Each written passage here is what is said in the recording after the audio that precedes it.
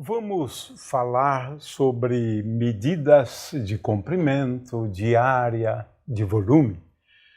Nos três casos, né, nós, a rigor, lançamos mão de uma unidade de medida. É claro que no Sistema Internacional de Medidas, né, a unidade padrão é essa aqui, é o metro. Agora, como o Cláudio mencionou, podemos utilizar submúltiplos, né? O decímetro, né? O centímetro, mas podemos também utilizar múltiplos, né? O quilômetro. Né? É claro que temos outras unidades de medida. Na astronomia usamos parsec, é difícil de definir parsec, né?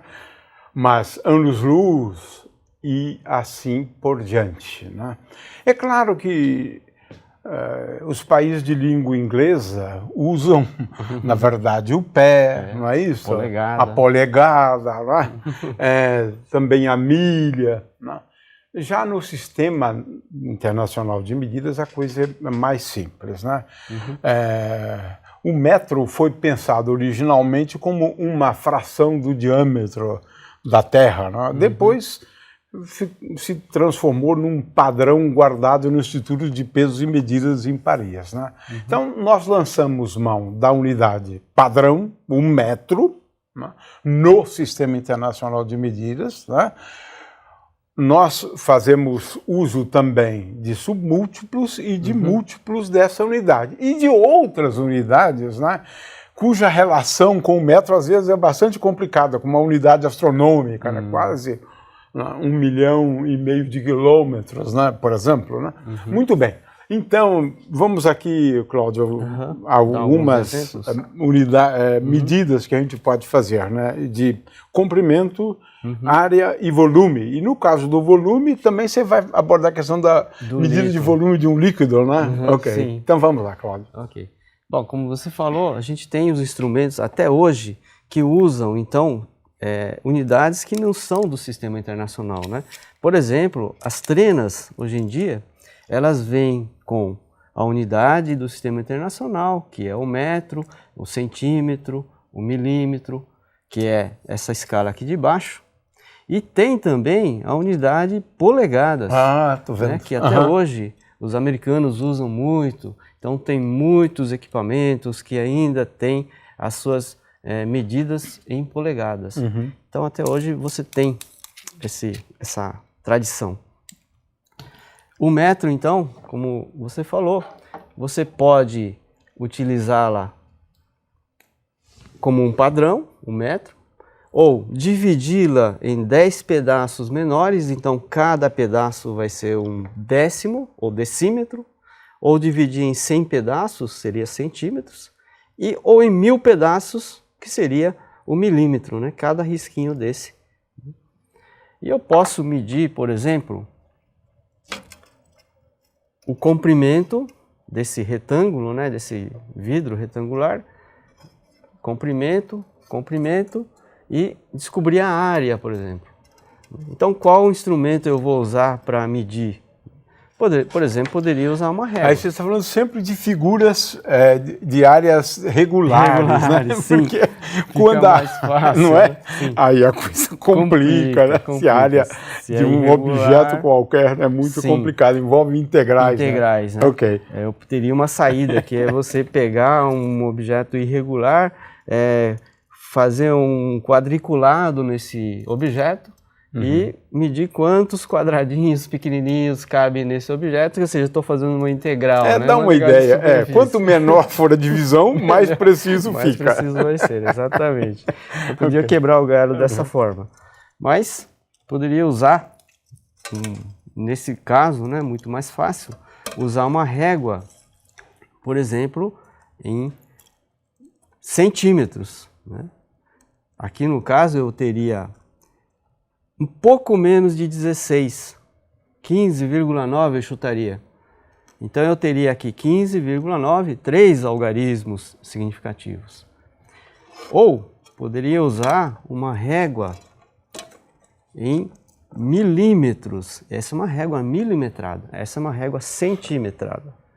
Então aqui eu teria um valor, zerando aqui a régua, aproximadamente 15, Você está aumentando a precisão, na verdade, exatamente. né? Estaria aumentando a quantidade de algarismos. Né?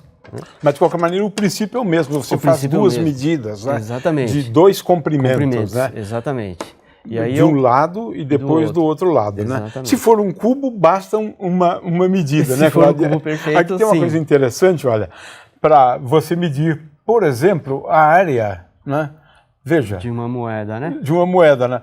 Na verdade, você só faz uma medida, né? Porque aqui, de novo, né, você vai ter que provar, né, que a área é igual a π vezes r ao quadrado, né? Então aqui você mede a área, né, fazendo uma medida só, exatamente. Né? A do diâmetro, por exemplo, você mede o diâmetro e você já determina a área. É como o caso do cubo, né? Você, ou do quadrado, né? Você mede, faz uma medida só. Né? Algumas áreas são mais fáceis, né? Exatamente. Poderia usar a régua, mas nesse caso é meio complicado, porque a moeda ela é curva. Então fica muito difícil de dizer onde que é o fim, onde que é o começo. Então, nesse caso, a gente usa instrumentos mais adequados, que é o paquímetro. Né? Nesse caso, o paquímetro, ele fecha o objeto, né? E nesse caso eu posso ter uma precisão muito maior nessa medição aqui. Né? Então, eu teria aqui um diâmetro de 25,05, ou seja, veja quantos algarismos eu obtive, né, em milímetros. Então, basta ter o diâmetro e faz uma medida só e obtém a área, quadrado, né? Exatamente, eu tenho a área, exatamente. Então vamos aos volumes, então. Aos volumes. Agora, quando você tem, então, substâncias, por exemplo, líquidas, que não têm um volume certo como um cubo, né, como uma esfera, então fica muito complicado de você medir. Né? Então, nesse caso, foi padronizado, né, o litro. O litro não é do sistema internacional, mas ele é aceito no sistema internacional. Porque, na verdade, unidade de volume seria metro cúbico, né? Centímetro cúbico, milímetro cúbico, assim como a área, metro quadrado. Mas para líquido ninguém usa isso. Ninguém usa metro cúbico, é muito difícil. É um litro mesmo. Geralmente usa litro, né? Você compra no supermercado, é litro, né? E o que é o litro, então? Bem, o litro, deixa eu tirar esses objetos aqui. O litro é a quantidade de água que cabe num cubo de 1 decímetro, ou seja, um cubo que tem aos lados 10 centímetros. Né? Então aqui eu tenho 10 centímetros, né? 10 centímetros e 10 centímetros. Então, o volume de água que cabe num cubo de 1 decímetro cúbico equivale a 1 litro. Então, ou seja, 1 litro é igual a 1 decímetro cúbico. Né? Exatamente. Okay. E para eu fazer as transformações, é interessante mostrar para o aluno, né, que o que seria então 1 centímetro cúbico. Né?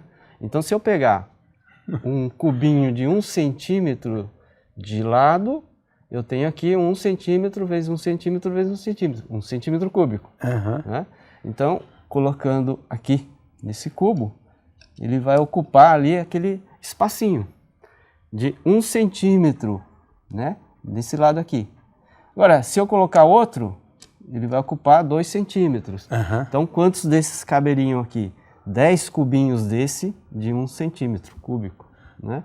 Aí eu colocaria mais 10 fileiras dessas aqui. Então, 100 cubinhos desses, 100 cubinhos, só a parte de baixo. Só a parte de baixo. E depois eu empilho mais cubinhos até chegar aqui em cima. 1000 cubinhos. 1000 cubinhos. 1000 cubinhos, né? Um litro, então é 1000 cubinhos desses. Exatamente. Ou seja, 1 litro é igual a 1000 centímetros cúbicos. Então você pode então definir uma unidade de volume por meio do litro, né? Que fica uma coisa mais simples. Só um último detalhe, né? É a questão da medida de volume, né? De um sólido, por exemplo. Né? No caso dessa moeda, você pode medir o volume medindo essa altura, não é isso? Sim. E depois o raio. Então você faz duas medidas para sólidos, né? Exatamente. Ok.